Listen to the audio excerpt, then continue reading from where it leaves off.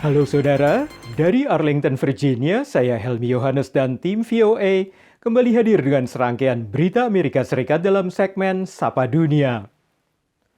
Kami awali dengan Menlu Amerika Antony Blinken yang kembali berkunjung ke Israel dan beberapa negara Timur Tengah untuk mengupayakan jeda kemanusiaan dan memastikan meningkatnya aliran bantuan ke Gaza. Menlu Blinken bertemu Perdana Menteri Israel Benjamin Netanyahu hari Jumat dan dalam jumpa pers usai pertemuan, Blinken mengatakan ia mendesak Israel menghentikan sementara pertempuran di Gaza demi meningkatkan keamanan warga sipil dan memungkinkan masuknya lebih banyak bantuan ke Gaza. Namun dalam sebuah pernyataan, Perdana Menteri Netanyahu menolak jeda tersebut kecuali bila militan Hamas membebaskan para sandera. Menurut pejabat Israel, lebih dari 240 sandera masih ditawan militan Hamas di Gaza. Sebagian di antaranya adalah warga negara Amerika menurut Menlu Blinken. Israel terus menggencarkan serangan udara dan Jumat lalu menyasar ambulans di depan rumah sakit Al-Shifa yang dituduh Israel digunakan Hamas untuk mengangkut senjata dan sejumlah militan.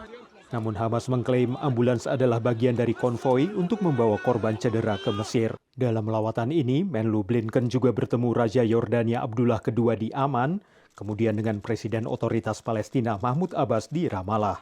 Menurut Jubir Deplu Matthew Miller, kepada Abbas, Menlu Blinken menegaskan kembali komitmen Amerika untuk berupaya mewujudkan aspirasi sah Palestina untuk pembentukan negara Palestina dan pentingnya menghentikan kekerasan ekstremis terhadap warga Palestina. Sementara itu, Presiden Joe Biden dikecam sejumlah rekan separtainya dari Partai Demokrat karena dukungan pemerintahannya kepada Israel.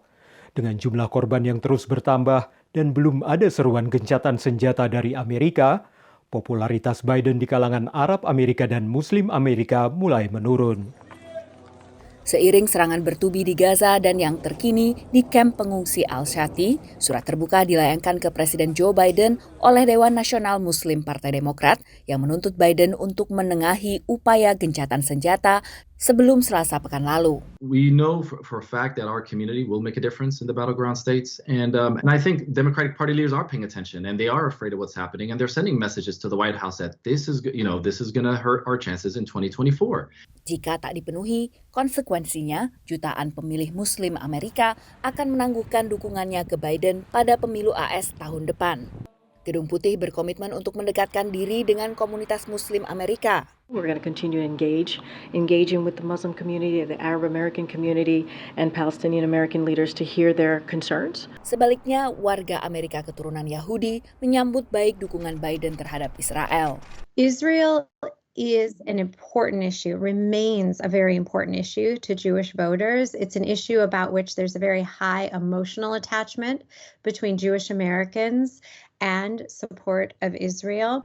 Ada sekitar 7 juta warga Yahudi yang tinggal di Amerika dan merupakan 3% dari persentase pemilih di AS.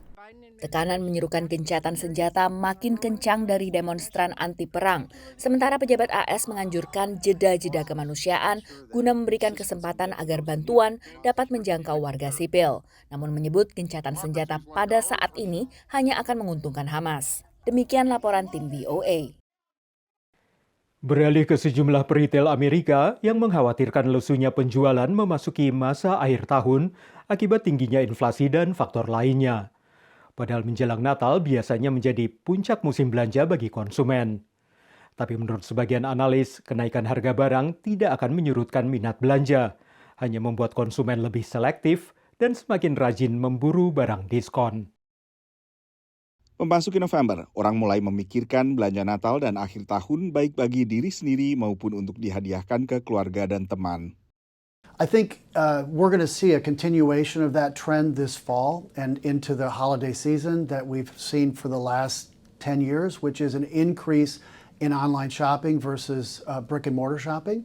Tingginya laju inflasi ikut memperkuat tren belanja online. The fact that prices are going up, if online you can get a better deal, that's great. Second part of that is logistics, and people aren't necessarily sure when they go into a store if the selection is going to be there, so they might as well shop from home. Bila tadinya musim belanja akhir tahun diawali pada Black Friday atau Jumat setelah perayaan Thanksgiving pada akhir November, maka banyak retail kini lebih awal menawarkan diskon. Retailers are trying to keep that momentum for that elongated season. Guna mencari harga termurah, banyak aplikasi dan website bisa membandingkan harga. If that same product is available for $5 or $10 less on another retailer's website, you're going to get a notification in real time that that same product is cheaper somewhere else. Almost think of it as digital couponing in a way. Survei Federasi Retail Nasional yang diselenggarakan Prosper Insights and Analytics menunjukkan sekitar 58% konsumen berniat belanja online. Demikian laporan tim VOA. Kini kita tengok warga diaspora Indonesia David Christian yang datang ke Amerika dengan uang pinjaman dan memulai hidupnya dengan bekerja di pabrik kertas di Philadelphia. Karena tidak betah, ia kemudian pindah kerja ke sebuah bengkel mobil. Berbekal pengalaman ini, David memutuskan untuk membuka bengkel sendiri 7 tahun lalu. Dan kini bengkelnya punya cukup banyak pelanggan dan kehidupannya juga semakin membaik. Tempatnya di sebuah gudang kecil, tapi bengkel David Christian di Philadelphia Selatan ini tidak pernah sepi pelanggan. Saya berani promosi sendiri ya, saya termasuk cepat. Saya nggak bakal nyimpen mobil orang dua hari, meskipun kerja berat. Ganti mesin pun 2 hari maksimum. Sebagian besar pelanggan David adalah diaspora Indonesia yang tinggal di Philadelphia. Kalau ke David kan langsung ditanganin gitu. Kalau bengkel lain kan masih appointment segala macam apa.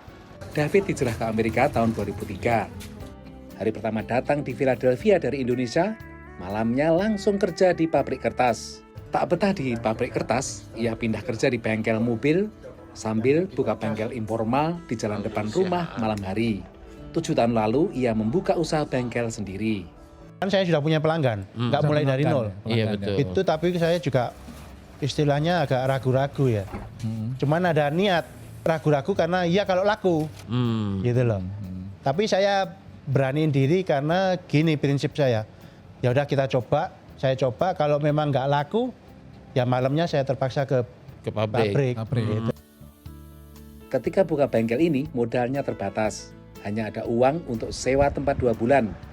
Peralatan apa adanya, beda dengan yang ada di bengkelnya sekarang. Kebetulan setahun di sini, ya kan karena ada langganan kayak spare part gitu ya. Akhirnya mereka yang mau istilahnya kayak modalin ya. Oh iya. Kalau mau alat yang besar-besar gitu ya. Kamu mau nggak beli ini tapi nyicil.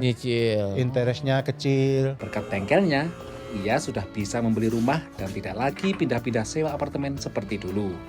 Dari Philadelphia, Supriyono, Alam Burhanan, dan Rere Wahyudi, VOA. Saudara, kami akan kembali dengan Sapa Dunia Senin depan. Terima kasih atas perhatian Anda. Dari Arlington, Virginia, saya Helmi Yohanes dan tim VOA.